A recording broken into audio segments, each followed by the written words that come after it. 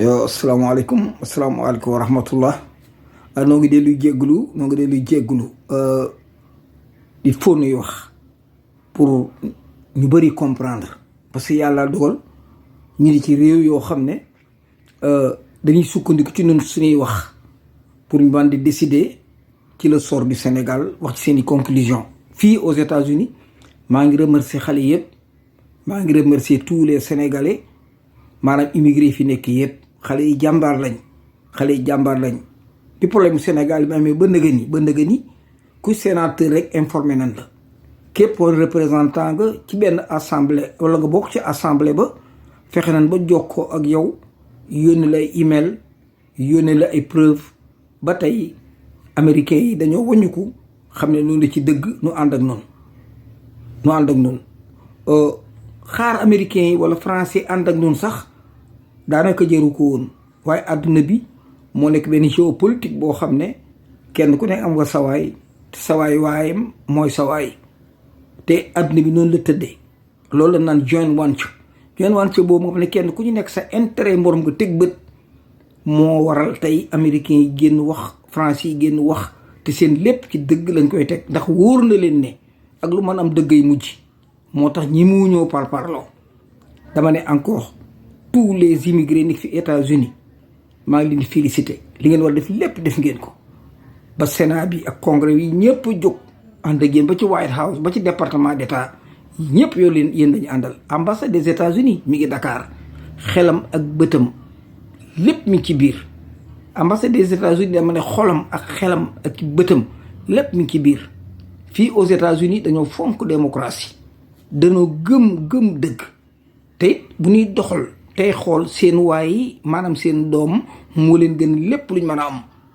kon doomi jàmbur buy jooy wala muy xasanu, dañ koy taxaw di ko seetlu ak di ko jàppale te lépp doon dëgg. kon yéen xale yi nekk fi aux États-Unis, je vous félicite. waaw li ngeen def lépp def ngeen ko. boobu ba ngeen noppiwu leen. bis bu ne congrès bi jot ay lettres yu dul jeex, bis bu département d'État joti email, da ngeen a téléphoné bàyyi ay message ba nga xam ne ñoom seen majeur day fees dell ci problème mu Sénégal. ba tey gouvernement bi réagir nii, noo ngi leen di gërëm bu baax nag, parce que noonu la àdduna bi tëddee. teewul nag ñun Sénégalais en tant que des Sénégalais ñoo décider suñu bopp. kenn waruñoo décider ku suñu bopp. bu xeex jotee noo war a xeex, bu foqor jotee noo war a foqor ci. ñun kenn duñ topp tool dara ëllëg nga bëgg war ci suñ kaw nan yàlla ak mën a taxoon. moo tax xale yi jóg leen yeneen di ci dëgg. bu leen may Macky Sall mu noyyi, jóg leen ngeen réglé ko. bu leen nangu kenn réglé ko, bu leen nangu France réglé ko, bu leen Amérique réglé ko, bu leen nangu la Russie réglé ko. vous pouvez le faire parce que c'est vous les citoyens sénégalais.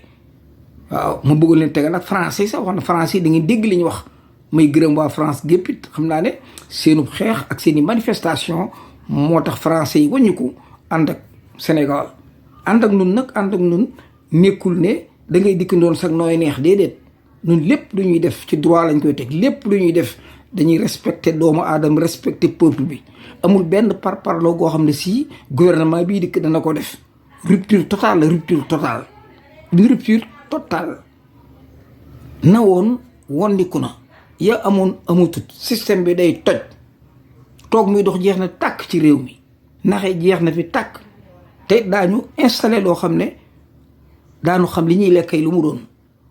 l'islam yi nii mu tëddee ñu def ko ay wel di ci napp nit ñi rey. danañ ko liggéeyaat ba mu jaar yoon. lépp tegu siraatal mustaqim, lépp tegu ci alxuraan ak sunna. teewu nag suñ histoire ak suñ mag ñu baax ñi daal ñu leen gëstu.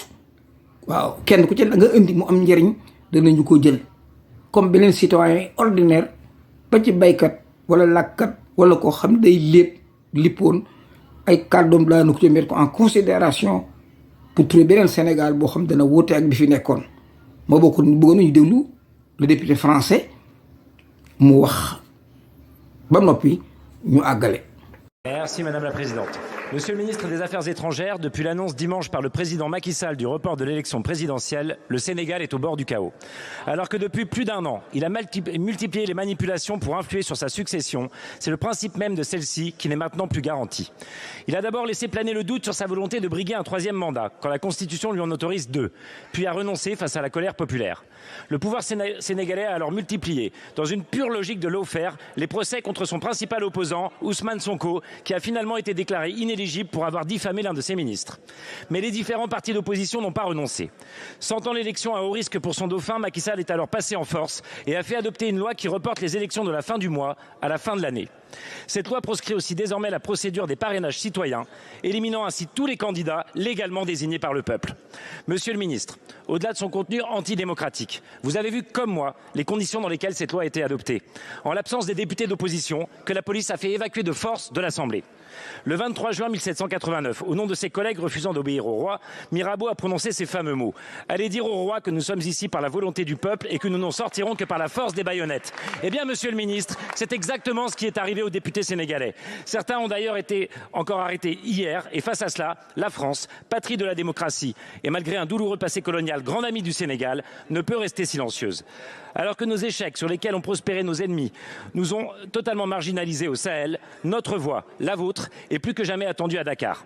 En recevant Macky Sall à l'Élysée en novembre dernier, le président Macron avait semé le trouble. Mais peut-être avait-il encore le bénéfice du doute. Celui-ci n'est désormais plus permis. Alors comme démocrate et internationaliste convaincu, je crois connaître votre engagement, monsieur le ministre, et surtout comme ministre de la France, condamnez-vous clairement le coup d'État institutionnel en cours au Sénégal et appelez-vous, comme l'Union africaine et la CEDEAO, au maintien des élections le 25 février prochain. Je vous remercie.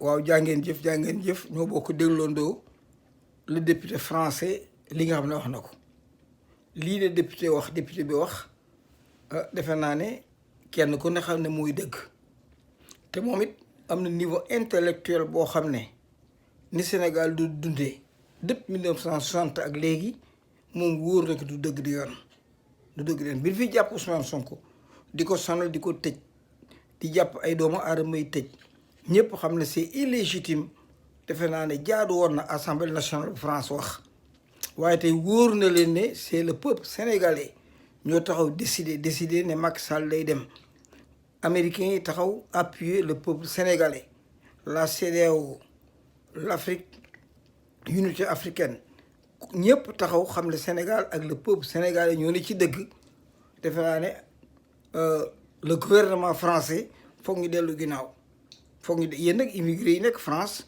man maa ngi leen di gërëm te di leen sant xam naa liggéey ngeen liggéey bu sell ba tax le gouvernement français dellu ginnaaw gi nag mooy li gën ci moom ndax àdduna bi dafa am justice àdduna bi dafa am dëgg àdduna bi nous avons des amis un peu partout te kenn ku ne ci une démocratie ngay dund kon bu fekkee ne Sénégal dem na bay souffrir ci démocratie France bokk ci manipuler tey France boo ñu ko ànd ak askan wi defe naa ne loolu képp ko war loolu dong ko war ànd ak ñun nag du tax nu ne day ànd ak yow ci lu dul dëgg France waxuñu ne duñ def ak moom ñun daan def ak képp koo xam ne une nation nga une nation libre tàllal Sénégal sa loxo bu soobee yàlla mën nañu liggéeyee ci yow ci liggéey bi ñu liggéey yow ci dëgg lañ koy teg bañ ko teg ay naxante bañ ko teg ci ay warante bañ ko teg ci ay rabajew déedéet maanaam liggéey boo xam ne entre deux hommes ñu seq business di ko def français nag il faut ñu remercier leen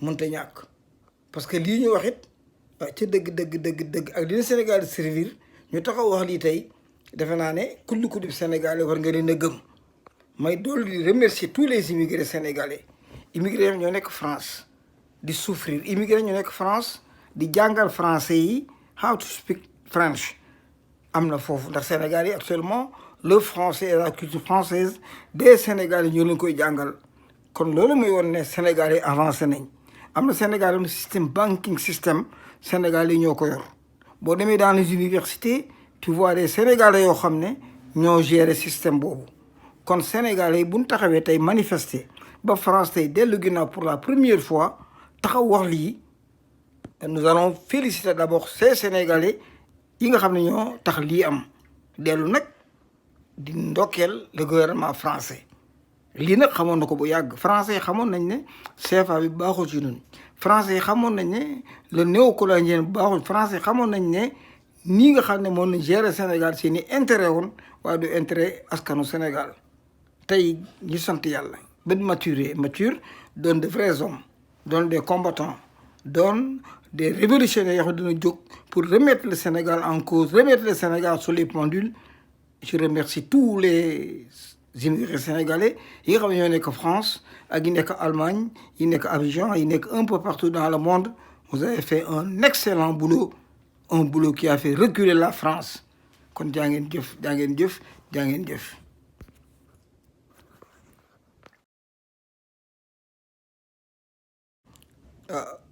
waaw jaa ngeen jëf rek jaa ngeen jëf tëj waxtaan wi ba suba ak jàmm. te am naa yaakaar ne am ngeen ndam ba noppi xale yi am ngeen ndam waaye am réew nag ay wax képp yoru ko il faut ngeen gëstu ci jàng yi li leen dal nag daanaka am natt la bu jógee ci suñu borom defu leen ko moo tax am nañ yaakaar ne buñ bokkee góorgóorlu bokkoon góorgu ubbiwaat université yi ubbiwaat école yi toppataat xale yi te suñ mag ñi fi ñu nekkoon mag ñu baax ñi liñ fi bawoon ñu gëstuwaat ko defe naa ne week-end nous pouvons relever les défis te am naa yaakaar ne le défi sera relevé te incha allah Sénégal yi xale yi surtout am nañ jom joo xam ne li passé la ñuy réccu te du seen erreur waaye comme noonu la àdduna tuute il faut accepter les problèmes pour définir des solutions yoo xam ne dana répondre aux besoins de tous les Sénégalais.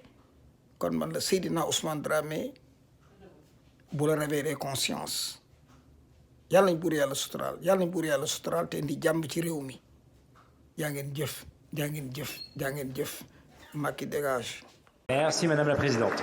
Monsieur le ministre des Affaires étrangères, depuis l'annonce dimanche par le président Macky Sall du report de l'élection présidentielle, le Sénégal est au bord du chaos. Alors que depuis plus d'un an, il a multiplié les manipulations pour influer sur sa succession, c'est le principe même de celle-ci qui n'est maintenant plus garanti. Il a d'abord laissé planer le doute sur sa volonté de briguer un troisième mandat, quand la Constitution lui en autorise 2, puis a renoncé face à la colère populaire. Le pouvoir sénégalais a alors multiplié, dans une pure logique de lawfare, les procès contre son principal opposant, Ousmane Sonko, qui a finalement été déclaré inéligible pour avoir diffamé l'un de ses ministres. Mais les différents partis d'opposition n'ont pas renoncé. Sentant l'élection à haut risque pour son dauphin, Macky Sall est alors passé en force et a fait adopter une loi qui reporte les élections de la fin du mois à la fin de l'année. Cette loi proscrit aussi désormais la procédure des parrainages citoyens, éliminant ainsi tous les candidats légalement désignés par le peuple. Monsieur le ministre, au-delà de son contenu antidémocratique, vous avez vu comme moi les conditions dans lesquelles cette loi a été adoptée. En l'absence des députés d'opposition, que la police a fait évacuer de force de l'Assemblée. Le 23 juin 1789, au nom de ses collègues refusant d'obéir au roi, Mirabeau a prononcé ces fameux mots. Allez dire au roi que nous sommes ici par la volonté du peuple et que nous n'en sortirons que par la force des baïonnettes. Eh bien, monsieur le ministre, c'est exactement ce qui est arrivé aux députés sénégalais. Certains ont d'ailleurs été encore arrêtés hier et face à cela, la France, patrie de la démocratie et malgré un douloureux passé colonial, grand ami du Sénégal, ne peut rester silencieuse. Alors que nos échecs sur lesquels ont prospéré nos ennemis nous ont totalement marginalisés au Sahel, notre voix, la vôtre, est plus que jamais attendue à Dakar. En recevant Macky Sall à l'Élysée en novembre dernier, le président Macron avait semé le trouble. Mais peut-être avait-il encore le bénéfice du doute. Celui-ci n'est désormais plus permis. Alors comme démocrate et internationaliste convaincu, je crois connaître votre engagement, monsieur le ministre, et surtout comme ministre de la France, condamnez-vous clairement le coup d'État institutionnel en cours au Sénégal et appelez-vous, comme l'Union africaine et la CEDEAO, au maintien des élections le 25 février prochain. Je vous remercie.